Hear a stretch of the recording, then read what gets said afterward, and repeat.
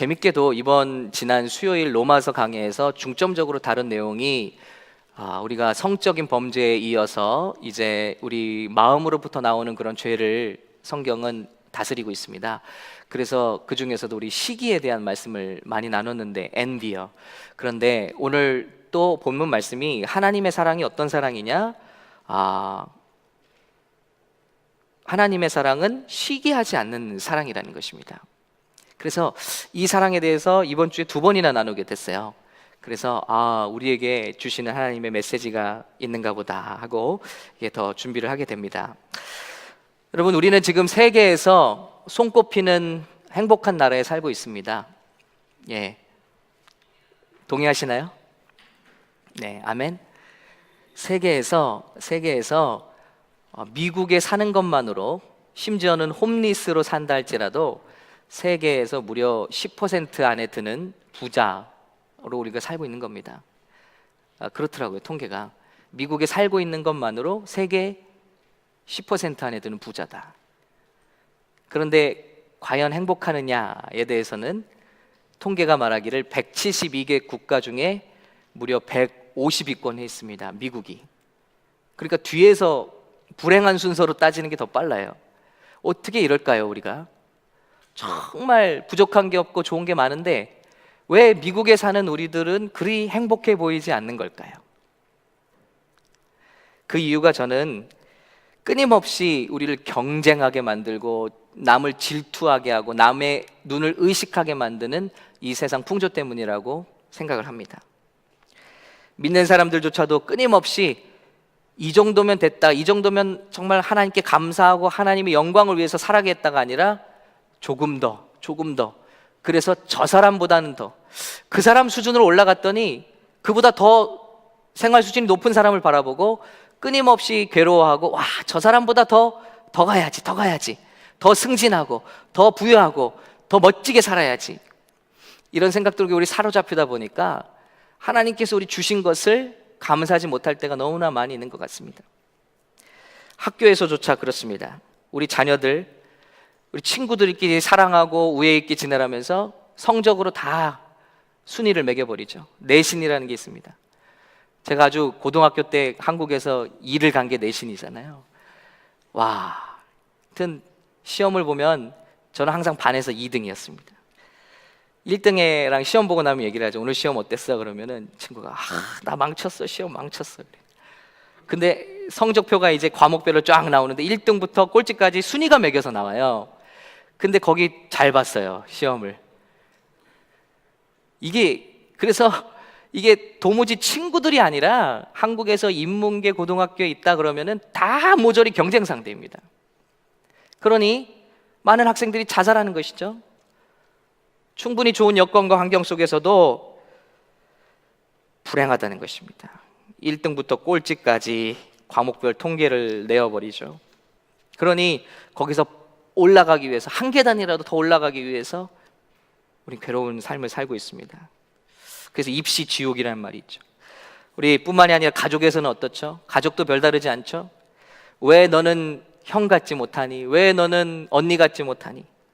때로는 왜 너는 동생 같지도 못하니? 왜 너는 아무개 같지 못하니? 그죠? 왜 당신은 아무개 집사 같지도 못해요? 이런 말들로 서로가 서로를 비교하고 경쟁합니다. 사회에서도 마찬가지죠. 우리 지내는 모든 사회가 경쟁을 부추기고 있습니다. 어떤 마켓에 들어가니까 카레 광고가 있는데 뭐라고 써있냐면, 참 피식 웃어요, 그런 걸 볼 때마다. 카레면은 카레 맛있다고 선전하면 되는데 이렇게 써있어요. 공부 잘하는 아이 삘릴리 카레를 먹어요. 그래요, 이렇게 써놨어요. 공부 잘하는 우리 아이 삘릴리 카레를 먹어요. 그러니까 카레 맛을 자랑하는 게 아니라 이거 먹어야 공부 잘할 수 있다는 거예요, 남보다. 이런 걸 조장하고 있습니다. 당신은 자격이 있으니까, 이런 카피도 있고, 사치해도 됩니다, 당신은 자격이 있으니까. 계속해서 우리를 높이고 경쟁을 이렇게 조성하는 분위기 속에서 우리가 신앙생활을 하다 보니까 믿는 사람들도 감사함이 없고 자족함이 없고 끊임없이 남과 나를 비교해야 되게 되고, 그러다 보니까 한 개인도 행복해질 수가 없고, 두 번째는 이런 속에서 신앙생활을 하다 보니까 공동체가 세워지지 않는다는 것이죠. 교회에서조차도 경쟁합니다. 다른 성도들과요. 그런데 이런 문제를 고린도 교회가 갖고 있었습니다. 똑같은 문제, 시기와 자랑하는 문제가 있었습니다. 은사가 있다는 사람들은 자신의 은사가 제일 낫다고 생각하고 다른 사람을 무시하고 자랑합니다. 뿐만 아니라 다른 사람의 은사가 있거나 다른 사람의 장점을 공격합니다. 깎아내립니다. 붙잡아 내립니다. 돈이 있는 사람들은 자기들끼리 모여서 맛있는 음식을 먼저 먹습니다. 그래서 이 가난한 사람들이 와서 먹을 때는 교회에 음식이 없어요. 노동자들이 와서 성찬식을 할 때는 음식이 없는 거예요. 위화감이 조성됩니다. 그러니까 사도 바울이 아예 먹는 것들은 집에서 먹고 모이십시오. 먹는 것 가지고 시험이 자꾸 드는 거예요. 위화감 생기고 빈부차가 교회도 들어오고, 그러다 보니까 이렇게 공동체가 깨진다는 것이죠. 주님과 연합하고 성도들끼리 연합해야 된 성찬이 오히려 공동체를 분열시키는 그런 의식이 되고 있었다는 것입니다. 그래서 사도 바울은 우리가 말하는 어떤 흉악한 죄악만이 아니라 이렇게 우리 가운데 시기하고 자랑하고 질투하고 교만한 그런 것들이 우리가 정말 구원받지 못한 사인이 될 수도 있다는 것을 말씀하고 있는 거예요. 왜냐하면 하나님의 사랑은 시기하지 않는 사랑인데, 그런데 우리가 서로 시기하고 질투하며 신앙생활을 하고 있다면 이건 뭔가 대단히 잘못된 거다. 우리 안에 하나님의 사랑이 없다는 증거가 될 수 있다는 것을 지적하고 있는 것입니다. 우리도 신앙생활하면서 뭐 사람이나 죽이고 뉴스에 나올 만한 그런 끔찍한 범죄를 저지르고 추악한 범죄를 저질러야 이 정도 해야 죄라고 생각할 때가 많이 있습니다. 그러나 성경은, 하나님의 말씀은 말씀하시기를 너희가 살인하지 말라 하는 말씀을 기록되었을 때 들었으나 나는 너희에게 말하노니 누구든지 형제를 대하여 라가라 하고 분노하는 자마다 지옥불에 들어가게 될 것이라는 것입니다. 우리가 알고 있는 교회에서 들은 복음이랑 많이 다릅니다. 예수만 믿으면 무슨 죄를 지어도 천국에 가잖아요. 아니, 너희 형제들을 죽이지 않았어도 마음으로 분노했으면 살인한 것과 같다라는 것입니다. 간음으로 무슨 다른 여인을 건드리거나 다른 남성을 건드리지 않았어도 너희 마음속에 음욕을 품은 것만으로 너희는 간음했다라는 것입니다. 그렇게 우리에게 말씀하고 있는 거예요. 오히려 예수님은 눈에 보이는 것보다도 우리 마음속에서 우리를 이렇게 좀먹고 있는 이런 악한 영역들, 하나님께 서렌더 되지 않은 부분들을 가지고 우리가 주님 앞에 회개할 것을 촉구하고 있다는 것입니다. 거기가 바로 하나님의 사랑이 들어가지 않은 증거라. 그러나 오늘 사랑은 오래 참고 친절하며 사랑은 시기하지 않는다, 자랑하지 않는다, 교만하지 않는다. 이런 주님의 사랑이 우리 가운데 들어올 때 우리는 비로소 하나님의 구원받은 것을 확신할 수 있다는 것입니다. 심지어 천국에 들어가지 못하는 15가지 죄, 우리가 죄라고 별로 안 여기는 것들인데 이렇게 말하고 있습니다.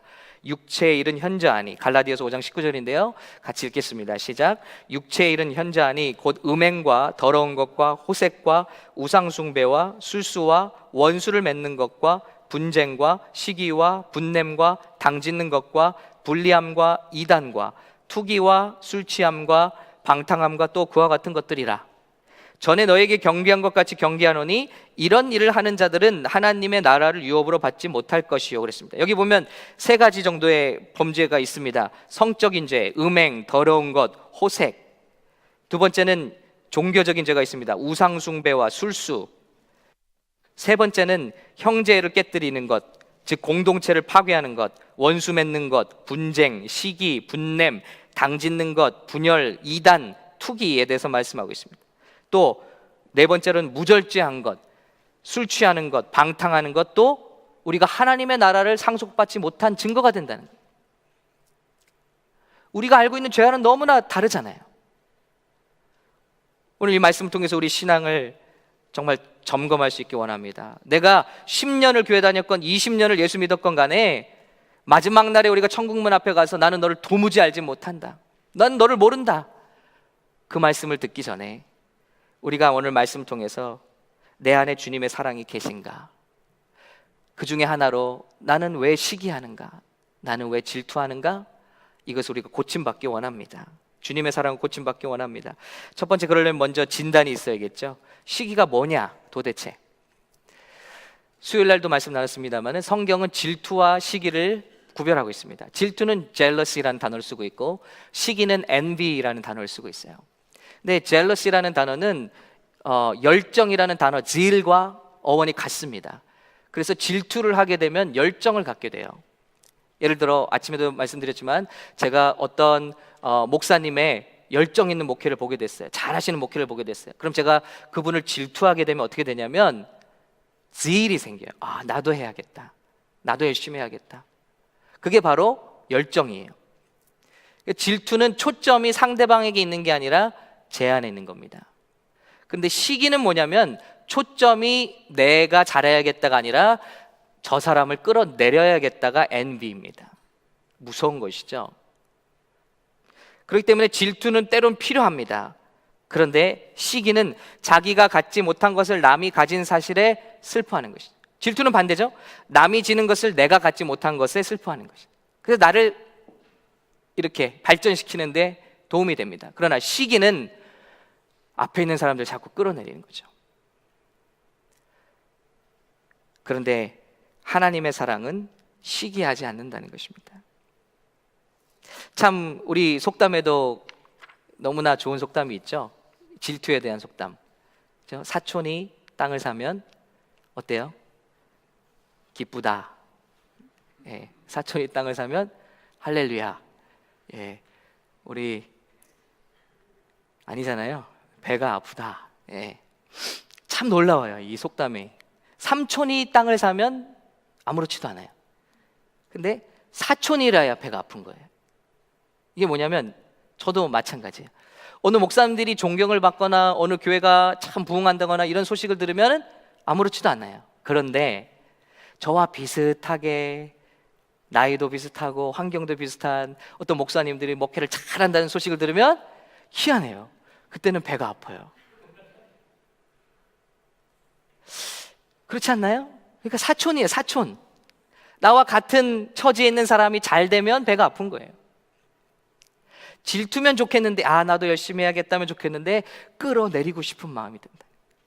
이게 솔직한 제 감정입니다. 제 마음입니다. 어떤 교회가 잘 된다고 하면은 박수 치죠. 그런데 어떤 교회가 힘들어서 문을 닫았다 그래요. 희한하죠. 한쪽으로는 안타까우면서도 한쪽으로는 뭔가 이게 밀려와요. 무슨 마음인지 모르겠는데 참 악한 마음이잖아요. 이게 바로 시기입니다. 끌어내렸으면 좋겠다. 이게 질투와 다른 것이라는 것입니다. 그래서 시기의 초점은 상대방에게 있고 시기를 하게 되거나 시기를 누군가 받게 되면 반드시 공격당하게 되어 있습니다. 우리 집사님 정말 너무나 참 봉사도 잘하시고 귀하시죠. 칭찬하면은 질투는 뭐예요? 나도 열심히 해야겠다. 시기는 뭐예요? 그러면 뭐예요? 집안이 문제인데. 이렇게 얘기하는 거예요. 끌어내리는 거예요. 칭찬받는 것을 견디지를 못하는 것입니다. 여러분, 그런데 이 시기의 특징을 살펴보면요, 가졌다고 시기가 없는 게 아닙니다. 사울 왕은 모든 걸 가졌어요. 좋은 배경, 집안, 외모, 모든 걸 가졌어요. 리더십 가졌어요. 그런데 목동 출신 다윗을 쫓아다니잖아요. 죽이려고. 그러니까 여러분 빈칸을 채우시면 좋겠지만 무언가 가졌다고 시기가 없는 게 아닙니다. 그리고 시기하게 되면 사람이 낙심하고 불행하게 됩니다. 예수를 잘 믿어도 잘 믿는다 해도 시기하고 낙심하게 돼요. 잠언 14장 30절 평온한 마음은 육신의 생명이나 시기는 but envy rots the bones. 우리의 뼈를 썩게 만든다. 그러니까 이런 사람이 교회에 있으면 괴로운 것이죠. 지옥이죠. 교회에 올 때마다 그 사람만 보이는 거예요. 집에 갈 때도 그 사람만 생각나는 거예요. 온통 경쟁 상대가 돼버리는 거예요. 사울이 그랬습니다. 그러니까 어둠을 향한 문을 열어주게 됩니다. 악신이 들어오게 됩니다. 사무엘상 18장 9절에 보면 그날 후로 사울이 다윗을 주목하였더라. 다윗만 보이는 거예요. 영광스러운 하나님이 안 보이고 이제 어디를 가든지 다윗만 보여요. 다윗만 눈에 가시 같아요. 그러니까 그 다음 날 하나님의 부리신 악신이 사울에게 힘있게 내림에 그가 집 가운데서 야려하는 거로 그랬습니다. 발작 증세를 보였다. 귀신이 들어와서. 여러분, 우리가 내가 좋은 신앙이라고 우리가 자부할 때가 있습니다. 그러나 우리 마음속에 이렇게 사로잡힌 게 있는지 항상 깨어서 기도해야 될 줄로 믿습니다. 예배에 와서도 교회에 와서도 어느 누구의 행동 하나하나만 우리가 거슬린다면 그것을 우리가 정말 회개하고 빨리 돌이키고 회복해야 될 때인 줄로 믿습니다. 주님의 영광의 예배에 와서는 우리 주님의 영광의 하나님만 높여드리고 보여야 할 줄로 믿습니다. 이게 진단이에요. 내가 그런가? 내가 지금 위험한가 아닌가? 그리고 이 시기에 사로잡히게 되면 하나님의 주신 에너지를 온통 허비하게 됩니다. 하나님이 사울을 세우신 이유는 저가 이스라엘을 보호하라는 거였어요. 그러나 그런 군대를 끌고 3,000명이나 되는 군대를 끌고 온 나라를 다윗을 죽이러 쫓아다니죠. 그러다 보니까 적인 블레셋이 강하게 일어서기 시작합니다. 그래서 이스라엘은 결국 사울은 블레셋 손에 망하게 되죠. 공동체를 파괴하고 만다는 것입니다. 그래서 제가 내린 결론은 뭐냐면 질투하는 심령, 시기하는 심령은 교회에서 어떤 육체적인 장애보다도 심각한 장애다. 하나님의 축복을 가로막는 영적 질병이다 라고 저 나름대로 정의를 내려봤습니다. 어떤 육체의 불구나 장애보다도 우리 마음에 시기, 질투가 들어와 버리면 엄청난 영적 장애가 돼버린다는 것입니다. 여기서 자유롭습니까? 우리는 어떻게 여기서 치료받을 수 있을까요? 먼저는 응급처치가 필요한데 하나님께서 우리를 보시는 정체성으로 아이덴티티를 회복해야 됩니다. 오늘날 많은 우리들은 셀프 이미지를 갖고 있습니다. 자화상이에요. 내가 나를 생각하는 것. 근데 이 셀프 이미지는 누군가 관계 속에서 나를 규정 지어준 거지 진짜 내 아이덴티티는 아니라는 거예요.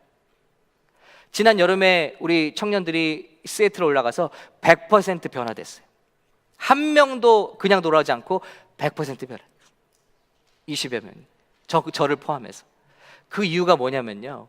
지금까지 우리가 셀프 이미지에 속아서 살았어요. 부모가 우리를 꾸짖은 것, 친구가 규정해 놓은 것, 이런 말들에 속았어요. 정태기 목사님 고백을 들으면요. 그렇게 잘생기고 키도 크신 목사님이 자신감이 없었어요. 왜 그러냐? 누나들 밑에서 크면서 항상 이 기집애만도 못한 것 이런 얘기를 들으셨다는 거예요. 그러니까 항상 어디 가서 쭈뼛쭈뼛 말을 못하고 막 벌벌 떨고 발표할 땐 눈물이 흐르고 막 이러셨대요. 이 못난 건 농담같이 한 말이 그분에게 셀프 이미지가 돼버립니다. 나는 못났지, 나는 못하지. 에? 그런 것들이 우리가 스스로 듣게 만든 거예요. 사단이 우리를 상처를 통해서, 아픔을 통해서, 부모님을 통해서, 선생님들을 통해서 우리에게 다 심어놨다는 것입니다. 그러나 이 거짓말이거든요, 다. 그런데 우리가 올라갔는데 거기서 하나님의 음성을 듣는 분들이 정말 분별하면서 한 사람 한 사람을 정성껏 기도해 주는데 거기에 하나님의 우리에게 주신 아이덴티티가 선포되는 거예요. 우리 청년들 어때요? 잡을 못 갔거나 뭐 이성 친구를 못 만나거나 결혼을 못 한다든지 아니면 좋은 학교를 못 들어가면 특히나 우리 에이시안 커뮤니티에서는 굉장히 스스로가 눌립니다. 부모의 길을 못 펴주게 한다든지 내가 그렇게 생각해버리면 나는 쓸모없는 존재야.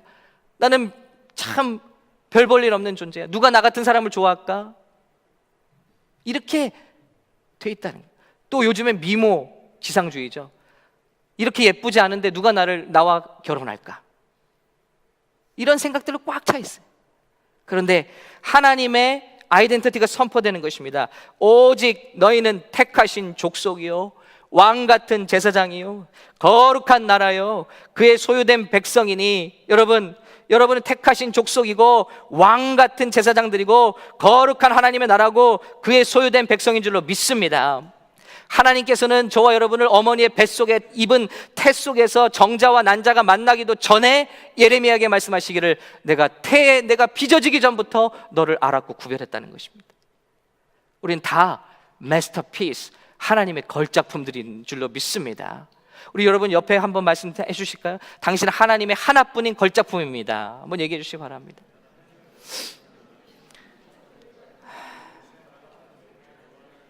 정말이에요? 정말이에요? 청년들이 이런 말을 들어보지 못했어요. 올 A를 맞아야 우리 부모에게 기쁨이 되고, 좋은 대학을 가야만 얼굴을 들 수 있는 그런 분위기 속에서 우리 자녀들은 망가져가거든. 그런데 주님 말씀하시는 거예요. 너는 택한 나의 족속이고 왕 같은 제사장이고 나의 거룩한 나라고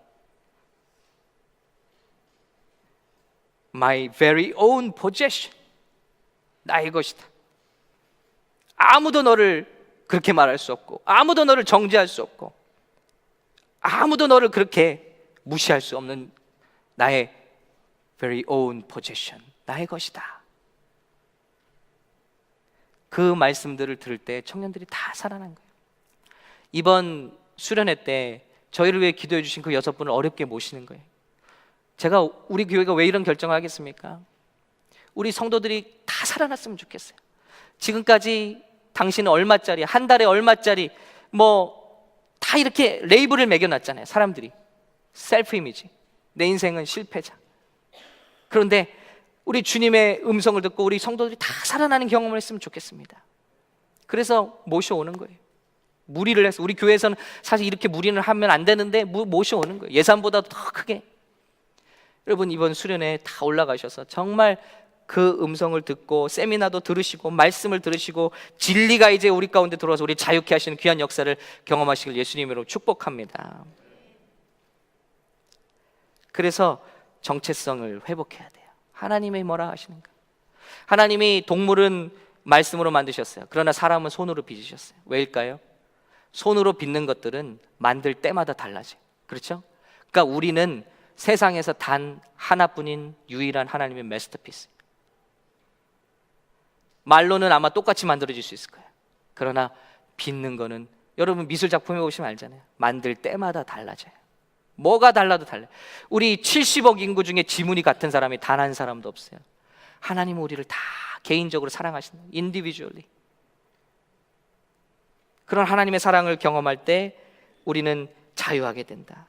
저 사람과 경쟁하지 않아도 돼. 저 사람은 저런 사람이고 나는 이런 사람이고, 하나님은 이런 우리 모든 모습들을 통해서 다 기뻐하시고 영광을 받으신다. 할렐루야. 똑같이 100점을 맞지 않아도 돼요. 나는 음악을 잘하고, 저 사람은 미술을 잘하고, 저 사람은 공부를 잘하고, 저 사람은 체육을 잘하고, 다 100점짜리 인생인 줄로 믿습니다. 여기는 아멘이 적네요.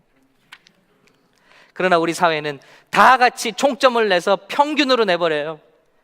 그래서 너는 몇 점짜리 인생이라고 레이블을 찍어버립니다. 너는 A 인생이야, B 인생이야, F 인생. 아니요, 아무리 다른 것에 F를 맞았다 할지라도 나는 체육을 잘해요. 불의 전차라고 불리운 그 육상선수, 나는 달릴 때 하나님의 기쁨을 느낀다. 그 사람의 오직 영광과 기쁨은 달리도록 지음받았다는 거예요. 나는 달릴 때 하나님의 기쁨을 느낀다. 그것만으로도 하나님의 영광이 된다는 것입니다. 또 두 번째 응급처치는 남의 승리를 함께 축하하는 버릇을 가지라는 것입니다. 만일 사울이 다윗의 승리를 함께 축하했더라면 사울이 더 높아질 거예요. 그렇죠? 근데 다윗을 경계합니다. 다윗을 경쟁자로 여깁니다. 그게 안타까운 부분이죠. 하나님의 풍성한 사랑을 세 번째는 묵상해야 된다는 것이죠. 그 풍성한 사랑을 묵상할 때 우리가 더 이상 비교하지 않는 삶이 됩니다. 그런데 근본적인 치유 방법은 무엇인가? 오늘 말씀처럼 하나님의 그 사랑이 내 안에 들어오셔서 우리를 더 이상 시기하지 않는 인생으로 바꾸어 주시는 그 사랑에 우리가 풍덩 빠져드는 것입니다. 이스라엘 백성은 자꾸 불평합니다. 원망합니다. 어떤 목마를 때도 원망하고 배고플 때도 원망하고, 그러니까 우리는 그렇게 생각할 수 있어요. 목말라서 원망했다, 배고파서 원망했다. 아니요, 하나님의 목마르게 하시는 그 연출, 그런 환경이 우리 속에 있는 걸 드러낼 뿐입니다. 목말라서 원망하는 게 아니에요. 우리 죄 때문에 원망하는 겁니다. 아니, 이 안에 찐빵 틀이 있는데 그냥 붕어빵 틀이에요. 근데 거기서 국화빵은 나오지 않는다는 것입니다. 죄송합니다. 이거 지금 막 만들어내는 예화인데 조금이라도 이해가 좀 쉬웠으면 좋겠어요. 우리 마음속에 붕어빵 틀이 있는데 아무리 찍어내도 국화빵 안 나온다는 거예요. 그러니까 틀이 바뀌어야 돼요. 그렇죠? 그 틀은 바로 예수님의 사랑밖에는 바뀌지 않는다는 거예요. 우리 사랑. 그러니까 쓴 물이 어떻게 단물이 되죠? 나무를 집어넣었더니 물이 바뀌어요. 우리 마음 상태를 말하고 있는 거거든요. 예수님의 십자가가 우리 마음속에 들어올 때만 조건에 따라서 바뀌는 우리의 감사와 기분과 이 모든 것들이 전적으로 단물로 물 자체가 바뀌어버리는 귀한 역사를 우리가 경험하게 될 줄로 믿습니다. 주님의 사랑이 들어오셔야 돼요. 그래서 여기 근본적인 치료제가 있습니다. 자, 요한일서 4장 7절 9절을 보면요, 이렇게 돼 있어요. 사랑하는 자들아, 우리가 서로 사랑하자. 사랑은 하나님께 속한 것이니 사랑하는 자마다 하나님으로부터 나서 하나님을 알고, 사랑하지 아니하는 자는 하나님을 알지 못하나니 이는 하나님은 사랑이심이라. 자, 그 사랑이 어떻게 세상에 나타나는가? 9절입니다. 함께 읽겠습니다. 시작. 하나님의 사랑이 우리에게 이렇게 나타난 바 되었으니 하나님이 자기 독생자를 세상에 보내심은 그로 말미암아 우리를 살리려 하심이라. 자, 하나님의 사랑이 치료제입니다. 우리 마음을 변화시켜요. 쓴물을 단물로 바꿔요. 근데 그 사랑은 세상에 어떻게 나왔느냐? 예수 그리스도의 사랑으로, 독생자를 세상에 보낸 사랑으로 나타났다는 거예요.